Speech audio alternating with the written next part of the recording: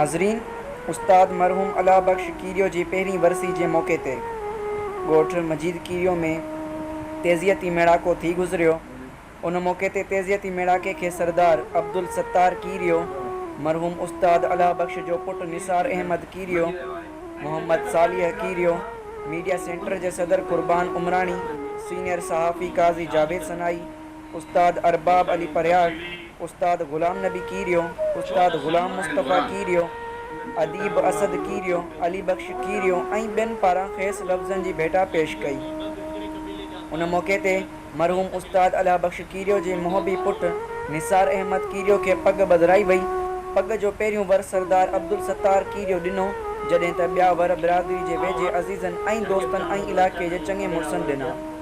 उन खां पहिरियां उस्ताद मरहूम अला बख्श कीरियो जी आख़िरी आरामगाह ते गुलनि जी चादर चाढ़े दुआ घुरी वई। वधीक तफ़सील ॾिसंदा SMC न्यूज़ रिपोर्ट कुर्बान उमरानी।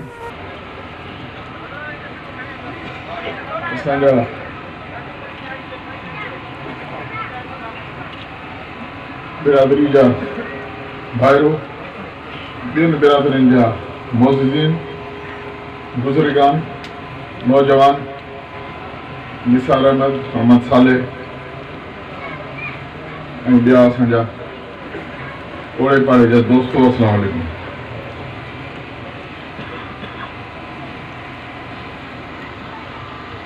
मरहूम उस्ताद ते जेको दोस्त ॻाल्हाए विया घणा मुक़ररु, उन्हनि जेको कुझु ॻाल्हायो उन खां वधीक ॻाल्हाइणु मूंखे कोन ईंदो। छाजे करे जो उन्हनि जेको कुझु ॻाल्हायो आहे मां सम्झां थो त उहो इंतिहा उन्हनि कई आहे ऐं तमामु बहितरीनु मुक़ररु हुआ, तमामु बहितरीनु ॻाल्हाइण वारा हुआ ऐं मरहूम सां लॻापियल हुननि जो वक़्तु बि गुज़रियो, हुननि जी सोबत में रहिया।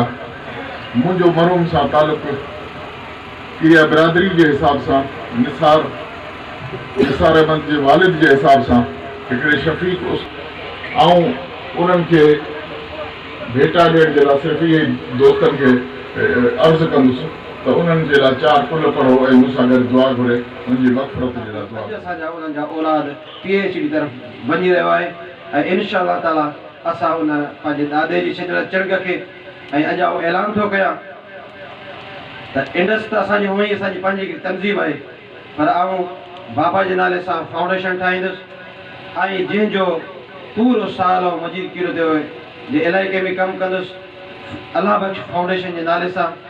ऐं उन सां गॾोगॾु ऐं हितां जेको ईंदड़ साल जो प्रोग्राम थींदो वरी अहिड़ी महफ़िल थींदी ऐं वरी उन में तव्हां साल जी रिपोर्ट ॿुधाईंदुसि त असां सालिह निकितासीं या बेतालिह निकितासीं।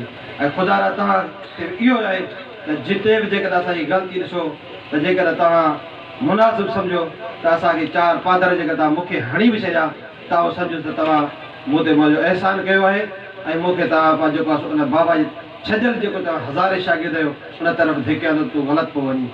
ऐं तव्हां सभिनी जो टाइम कोन थो वठां, छो सरदार साहिबु वेठो आहे ऐं ॿिया दोस्त इंतज़ारु पिया कनि। त इन ई दुआ सां त साईं सदाई करी मथे सिंध सुकार, दोस्त मिठा दिलदार, आलम सब आबाद करे, महिरबानी। ऐं हिन शख़्स पंहिंजे बिरादरी सां हिन मर्द मुजाहिद इश्क जी ॻंढि ॿधी पंहिंजो नींहुं निभायो आहे ऐं बिल्कुलु हिकु आशिक़ात खे घणो त उन सां कचहरियूं कोन थी सघियूं, पर हिकु ॿिनि प्रोग्रामनि में साईं ज़ैन शाह जे प्रोग्रामनि में मूं माना हुनखे जेके तइलीम जे हवाले सां नज़र पइजी वियसि त साईं उस्ताद उथणु लॻो त साईं ज़ैन शाह हुनखे भाकुर पाए उते ई कुर्सीअ ते विहारे छॾियो ऐं पाण बि हुन सां निबिड़ी मिलियो त साईं खे ज़ाहिरी आहे साईं अला बख्श जी जेका हुन तइलीम जे हवाले सां मोहबत या जेको हुनजो ख़ुलूस हो या हुन जेका तइलीम जेका तो ॾिनी त उनजो इहो नतीजो त हिन इलाइक़े जा जेके चङा मुड़ुस हुआ या मोतबर माण्हू हुआ हुनजो एतिराम कंदा हुआ ऐं खोड़ सारियूं मजीद किरिया जीअं साईं ग़ुलाम छो त समूरा इंसान सभिनी इंसाननि जे लाइ हिकु जेतिरी अहमियत कोन रखंदा आहिनि। इंसान त छा पर ख़ुदा ताजी ज़ाता जब पूरी कायनात खे पैदा कयो आहे, पर आउं सम्झां थो त शायदि चौथी पती उन जे वजूद जी इनकारी आहे त उहो आहे ई कोन। तंहिंजे करे थी सघे थो त केरु साईं अला बख्श जी शख़्सियत खां एतिरो मुतासिर न हुजे, पर आउं उनखे जॾहिं बि ॾिसंदो आहियां, जॾहिं बि यादि कंदो आहियां त मूंखे कंहिं बि देवता खां वधीक अज़ीम लॻंदो आहे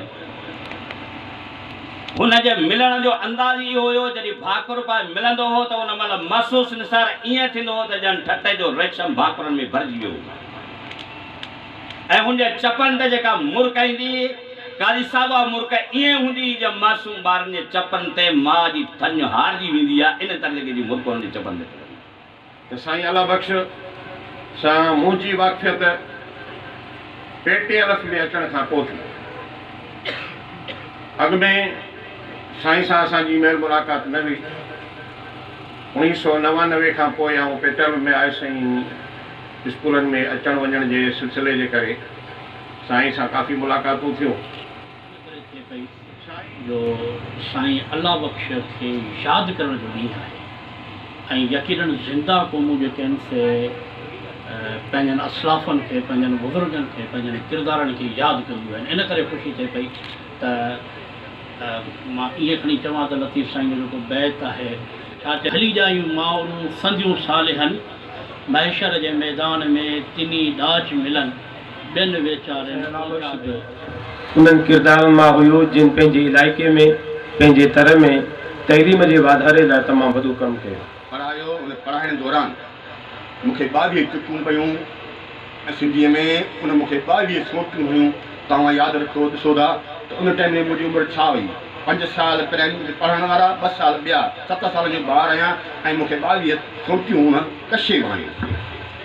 जॾहिं मां उहे दाह खणी घर पहुतुसि त बाबा मूंखे नाराज़ थियो त मूंखे उन मारियो। हाणे हिकिड़े पासे बाबा जी मार ॿिए पासे उस्ताद जी मार मजबूरन थी मूंखे पढ़णो पियो। मां पढ़ियुसि। जेकॾहिं हिन मंज़िल ते जेकॾहिं 2 अखर आहिनि त मूंखे साईं अला बख़्श जी महिरबानी सां थिया आहिनि। मोहतरम एॾो त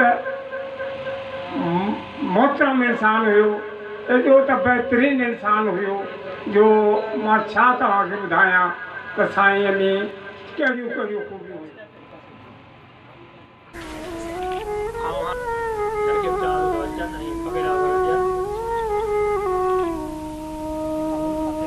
ॻोठ जे नेकमल ॾाढे मुराद जे ख़ानदान मां असांजे ॻोठ जे डिलीवरीअ जी अस्पताल आयो